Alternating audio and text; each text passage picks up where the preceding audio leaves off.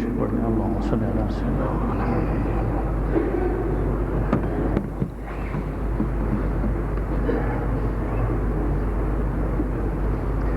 نحمده ونصلي على رسوله الكريم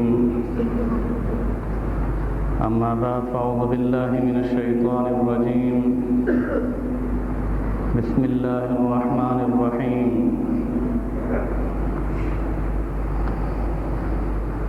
اللهم لك الحمد كما ينبغي لجلال وجهك وعظيم سلطانك اللهم صل على محمد وعلى آل محمد أفضل صلواتك بعدد معلوماتك وبارك وسلم برادران محترم عزیز بھائیو دوستوں اور بزرگوں،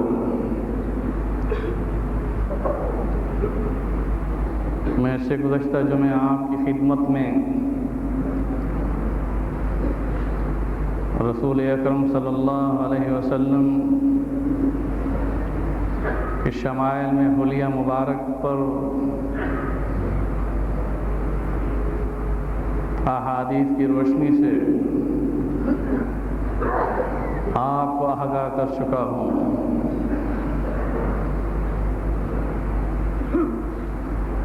ہم اور آپ جانتے ہیں کہ رسول اکرم صلی اللہ علیہ وسلم بعثت سے قبل اپنی سچائی اور ایمانداری کی وجہ سے صادق الامین تھے۔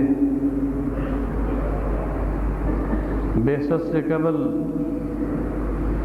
رسول اکرم صلی اللہ علیہ وسلم تنہائیوں میں جا کر پہاڑوں کی گھاٹیوں میں، پہاڑوں کی بلندی پر چغار میں اللہ کا ذکر فرمایا کرتے تھے۔ کئی دن کا کھانا لے کر جاتے تھے۔ ام المومنین حضرت خدیجہ الکبریٰ رضی اللہ تعالیٰ عنہ فرماتی ہیں کہ رسول اکرم صلی اللہ علیہ وسلم اپنے ساتھ جو کی روٹی اور پانی کا مشکیزہ بھر کر لے جاتے تھے۔ یہ آپ کا کھانا تھا جن کے لیے کائنات ارض میں جتنی نعمتیں ہیں انہی کی وجہ سے پیدا ہوئیں۔ میرے دوستوں اور بزرگوں، میں کبھی روشنی ڈالوں گا کہ رسول اکرم صلی اللہ علیہ وسلم کا اٹھنا بیٹھنا کیسے تھا، کھانا پینا رہنا سہنا کیسے تھا۔ پھر ہم یہ فیصلہ کریں کہ کائنات میں سید الاولین والآخرین جن کے لیے یہ کائنات مارد وجود میں آئی، انہوں نے اس دنیا کو کیا حیثیت دی اور آخرت کے لیے اپنی امت کے لیے فکر کا کتنا پیغام دیا۔ میرے دوستوں اور بزرگوں، بعثت سے قبل رات کو جو خواب دیکھتے تھے دن کو وہی معاملہ ہوتا تھا۔ خواب میں فرشتوں کو دیکھتے تھے۔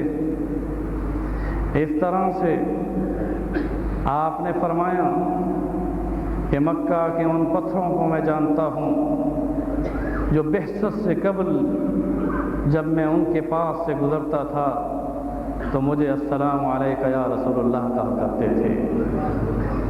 ان درختوں کو جن کے ساتھ گزرتا تھا آواز آتی تھی السلام علیکہ یا رسول اللہ۔ پیچھے مڑ کے دیکھتا تھا تو کچھ نہیں، درختوں سے آواز آ رہی ہوتی تھی کہ اے اللہ کے رسول آپ پر سلام۔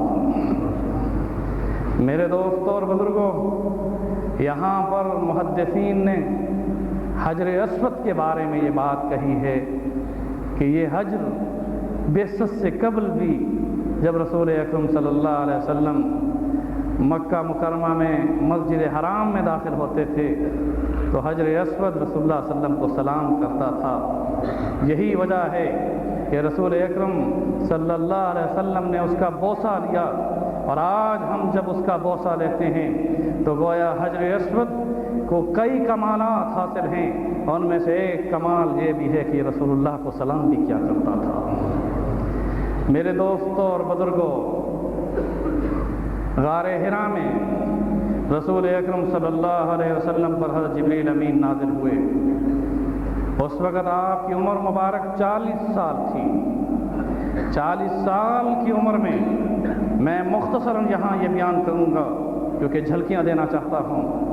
آپ پر پہلی وحی ہوئی اور اس کے بعد پھر جس وقت آپ کو یہ حکم ہوا فاصدع بما تؤمر کہ اعلانیہ طور پر دین حق کی تبلیغ کیجیے، تو آپ کو اس صفا کی چوٹی پر، کوہ فراں کی چوٹی پر جو صفا کی پہاڑی ہے وہاں کھڑے ہو کر آپ نے پوری قریش قبیلے کو بلایا، مکہ والوں کو بلایا اور انہیں پیغام دیا کہ تم کہو لا الہ الا اللہ تو فلاح پا جاؤ گے۔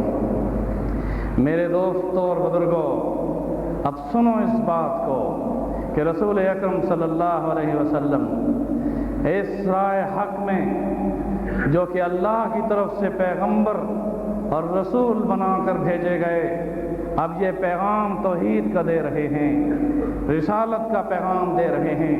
وانذر عشیرتک الاقربین، اپنے رشتہ داروں کو ڈرا رہے ہیں، دھمکا رہے ہیں آخرت کے عذاب سے۔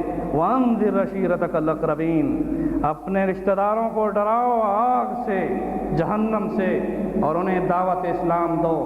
آپ یہ بھی دے رہے ہیں۔ اب وہی مکہ کی گلیاں ہیں جہاں پر آپ نے جوانی گزاری تھی، جہاں آپ کا بچپن گزرا تھا، جہاں آپ کو اس دیوار کعبہ کے ساتھ کھڑا کر کے ابو طالب نے یہ دعا مانگی تھی کہ باری عز و جل اس چہرے کے نور کی وجہ سے تو بارش عطا فرما دے۔ میرے دوستوں اور بزرگوں، اب وہی رسول اللہ صلی اللہ علیہ وسلم ہیں جو محمد بن عبداللہ جب تھے اس وقت ہر مکے کا شخص اپنی آنکھ نشاور کرتا تھا جب تک محمد بن عبداللہ کے نام کے ساتھ تھے، کہو صلی اللہ علیہ وسلم۔ میرے دوستوں اور بزرگوں، لوگ آپ کی راہوں میں عزت سے آنکھیں نچھاور کرتے تھے، آپ سے گفتگو کرتے ہوئے اپنے اندر راحت محسوس کرتے تھے، آپ کے ساتھ بیٹھنے کو اپنا شرف محسوس کرتے تھے، نوجوان آپ کی دوستی پر فخر کرتے تھے، بوڑھے آپ کو پیار کی نظر سے دیکھتے تھے، عورتوں کے دل میں آپ کی توقیر اور عظمت تھی۔